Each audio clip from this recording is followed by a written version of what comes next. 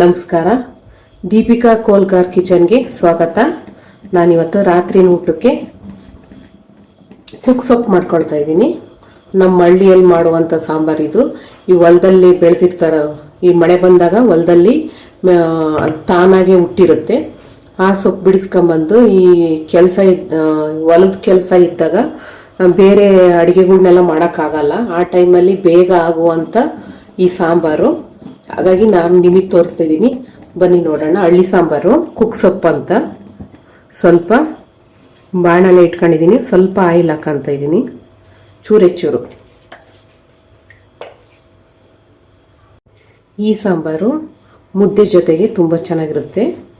ಈ ಹೊಲದಲ್ಲಿ ಕೆಲಸ ಮಾಡಿ ಸುಸ್ತಾದಾಗ ಸಾರು ಮಾಡ್ಕೊಳಕ್ಕಾಗಲ್ಲ ಅನ್ನೋ ಟೈಮಲ್ಲಿ ಹೊಲದಲ್ಲೇ ಬೆಳೆದಿರುವಂಥ ಸೊಪ್ಪುಗಳು ತಗೊಂಬಂದು ಈ ರೈತರು ಹಳ್ಳಿಯಲ್ಲಿ ಈ ಸಾಂಬಾರನ್ನ ಮಾಡ್ಕೊಳ್ತಿದ್ರು. ಆಗ ಈಗಲೂ ಮಾಡ್ತಾರೆ. ಹಾಗಾಗಿ ಇದನ್ನು ನಾನು ತೋರಿಸ್ತಿದ್ದೀನಿ. ಈಗ ಎಣ್ಣೆ ಕಾದಿದೆ.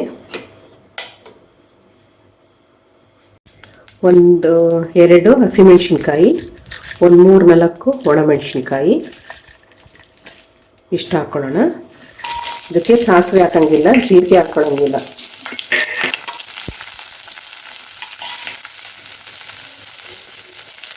ಈ ಸಾಂಬಾರಿಗೆ ಸಾಸಿವೆ ಜೀರಿಗೆ ಹಾಕೊಳ್ಳೋಂಗಿಲ್ಲ. ಇದು ಹಾಗೇನೆ ಒಗ್ಗರಣೆ ಮಾಡ್ಕೋಬೇಕು ಲೈಟಾಗಿ.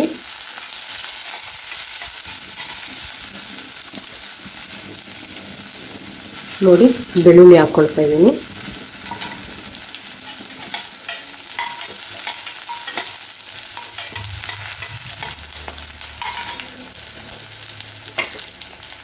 ನೋಡಿ, ಈರುಳ್ಳಿ ಹಾಕ್ಕೊಳ್ತಾ ಇದ್ದೀನಿ. ಈರುಳ್ಳಿನ ದಪ್ಪ ಹಚ್ಚಬೇಕು. ಸ್ವಲ್ಪ ಈರುಳ್ಳಿ ಬೆಳ್ಳುಳ್ಳಿ ಎಷ್ಟು ಹಾಕಿದ್ರು ಚೆನ್ನಾಗಿರುತ್ತೆ, ಟೇಸ್ಟ್ ಚೆನ್ನಾಗಿ ಬರುತ್ತೆ. ಎಷ್ಟಾದರೂ ಹಾಕೋಬೋದು, ತುಂಬ ಚೆನ್ನಾಗಿರುತ್ತೆ. ಹೀಗಾಗಿ ನೋಡಿ, ಈಗ ನಾನಿಲ್ಲಿ ದಂಟಿನ ಸೊಪ್ಪು ತಗೊಂಡಿದ್ದೀನಿ.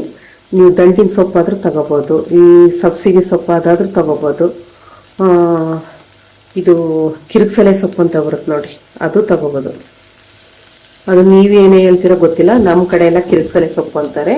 ಆ ಸೊಪ್ಪಾದರೂ ತಗೋಬೋದು, ಚೆನ್ನಾಗಿರುತ್ತೆ. ತೊಳೆದು ಸಣ್ಣಕ್ಕೆ ಹೆಚ್ಚಿರುವಂಥ ಸೊಪ್ಪು. ನೋಡಿ, ಸ್ವಲ್ಪ ಬಾಡಿಸ್ಕೋಬೇಕು ಈ ಥರ.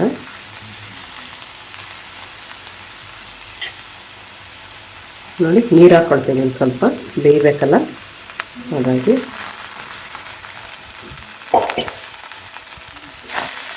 ಸ್ವಲ್ಪ ಹಾಕೋಬೇಕು.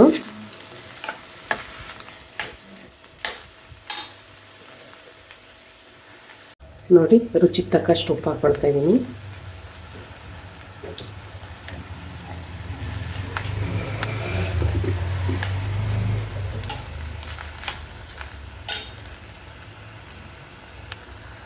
ನೋಡಿ, ನಾನಿಲ್ಲಿ ಕಡಲೆಕಾಯಿ ಬೀಜನ ಹುರ್ಕೊಂಡು ಸಿಪ್ಪೆ ತೆಗೆದಿದ್ದೀನಿ. ಇದನ್ನು ನಾನೀಗ ಜಾರಲ್ಲಿ ಹಾಕ್ಕೊಂಡು ಸ್ವಲ್ಪ ನೈಸಾಗಿ ಪೇಸ್ಟ್ ಮಾಡ್ಕೊಂಬರ್ತೀನಿ. ಈ ಕಡಲೆ ಬೀಜದ ಹಾಲು ಬೇಕು ನಮಗೀಗ ಸಾಂಬಾರಿಗೆ. ಹಾಗಾಗಿ ನೋಡಿ, ಈಗ ಕಡಲೆ ಬೀಜದ ಹಾಲು ಹಾಕ್ತಾ ಇದ್ದೀನಿ.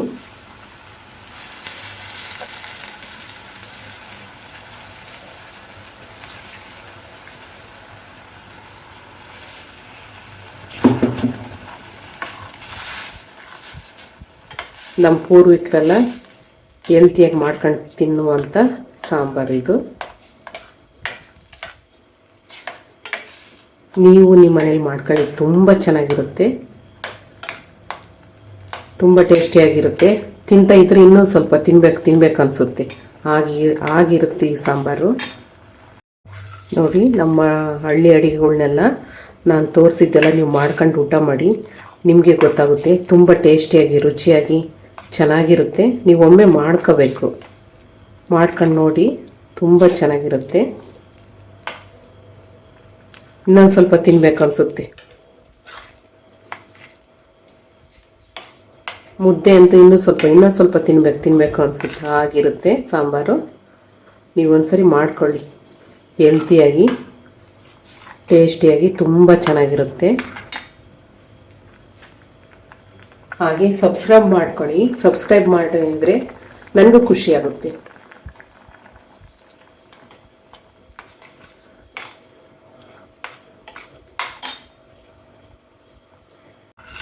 ನೋಡಿ ಆಗಿದೆ, ತುಂಬ ಟೇಸ್ಟಿಯಾಗಿರುತ್ತೆ ನೋಡಿ.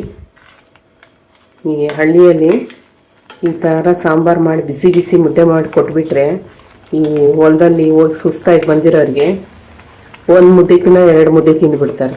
ಆಗಿರುತ್ತೆ ಸಾಂಬಾರು. ನೀವು ಒಂದ್ಸರಿ ಮಾಡ್ಕೊಳ್ಳಿ, ಚೆನ್ನಾಗಿರುತ್ತೆ, ಟೇಸ್ಟಿಯಾಗಿ, ರುಚಿಯಾಗಿ. ಈ ಥರ ಸಾಂಬಾರು ತುಂಬ ಟೇಸ್ಟಿಯಾಗಿರುತ್ತೆ. ನಾನು ಹೇಳೋದಕ್ಕಿಂತ ನೀವು ಒಂದ್ಸರಿ ಮಾಡ್ಕೊಂಡ್ರೆ ನೀವೇ ಹೇಳ್ತೀರಾ ತುಂಬ ಚೆನ್ನಾಗಿತ್ತು ಅಂತ. ಹಾಗಾಗಿ ಹಳ್ಳಿ ಸಾಂಬಾರು ತುಂಬ ಚೆನ್ನಾಗಿರುತ್ತೆ, ಮಾಡ್ಕೊಳ್ಳಿ. ಆಗಿದೆ, ನಾನೀಗ ಮುದ್ದೆ ಜೊತೆ ತೋರಿಸ್ತೀನಿ ಸಾಂಬಾರು. ಕುಕ್ಸಪ್ ಸಾಂಬಾರು ಸವಿಯಲು ಸಿದ್ಧವಾಗಿದೆ. ನೀವು ನಿಮ್ಮ ಮನೇಲಿ ಮಾಡ್ಕೊಳ್ಳಿ. ಹಾಗೆ ಲೈಕ್ ಮಾಡಿ, ಸಬ್ಸ್ಕ್ರೈಬ್ ಮಾಡಿ, ನಿಮ್ಮ ಫ್ರೆಂಡ್ಸ್ ಆ್ಯಂಡ್ ಫ್ಯಾಮಿಲಿಗೆ ಶೇರ್ ಮಾಡಿ.